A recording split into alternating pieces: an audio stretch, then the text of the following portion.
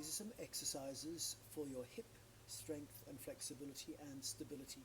So I'm going to start leaning on my left leg, and the first of these is a simple rotation exercise to bring blood flow to the legs. So you bend the left knee, grip with the left toes, lift up the right leg, and then keeping the thigh pointing forward, go in circles. As I come forward, I keep the back long, I go out the side, I go backwards. I try not to lift up the tailbone, I keep the tailbone down the whole way through. And the trick is to be as relaxed as you can while doing this. You can hold on to something if you like. And then after doing maybe 20 or 30 circles, go the opposite directions. So I'm keeping my tailbone down, not letting my skin become pinchable. So this pinches my skin, I keep my tailbone down. And it's quite challenging to take the leg quite a long way back. So I'm trying to do that. Now I can do the same thing with my thigh turned out the whole way, or my thigh turned in the whole way. I'm going in both directions, thigh turned in and thigh turned out. And you can do it with legs straight. The thigh always, the foot always points forward, or the foot always points out, or the foot always points in. And you can do that in reverse direction, foot pointing in, keeping the sense of not letting the back arch. It's easy to bring the leg back if you lift up the tailbone. So you keep the tailbone down, thigh turned in, and the same thing, thigh turned out. And of course the thigh can also be straight ahead. And I'll change sides, but I'll lift the other leg up.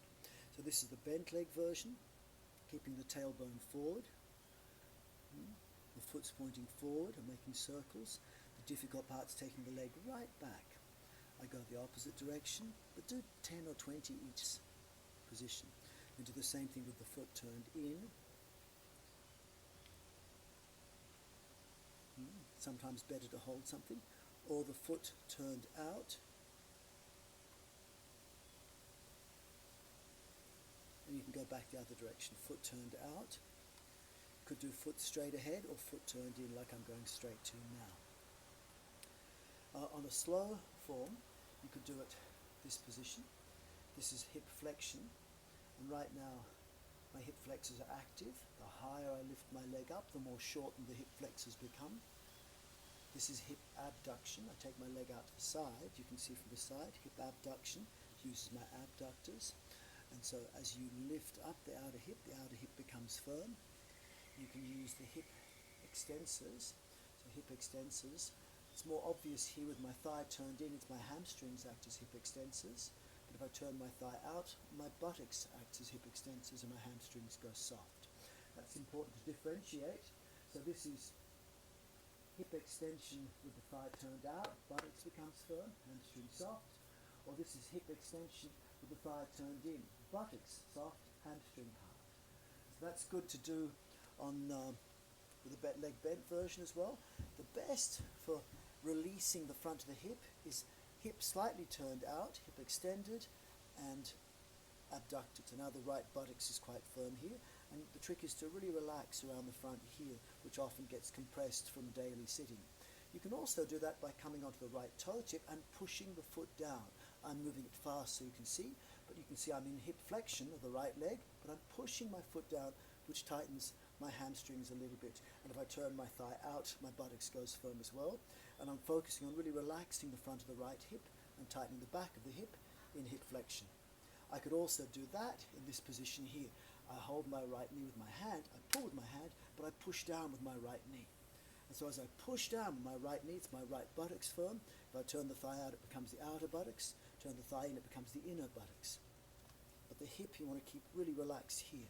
That's often a little bit too tense. The front of the hip is often too tense.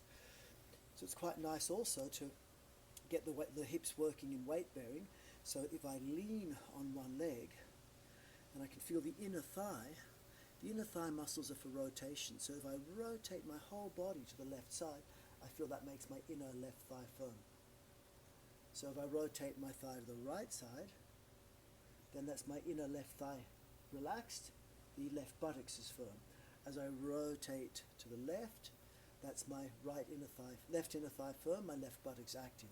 So this is particularly good. It's what you're looking for in Parshvakonasana. So Parshvakonasana, which is this position here, that one like that, the simple version of that, a simple version would be to be on this foot, and I lift up the right leg, turn my left thigh in, which makes it firm on the inner thigh, tractions my sacroiliac joint, and without moving my right pelvis back, I move my right knee out to the side, and then from there, I lengthen either the right side of the body or the left side of the body.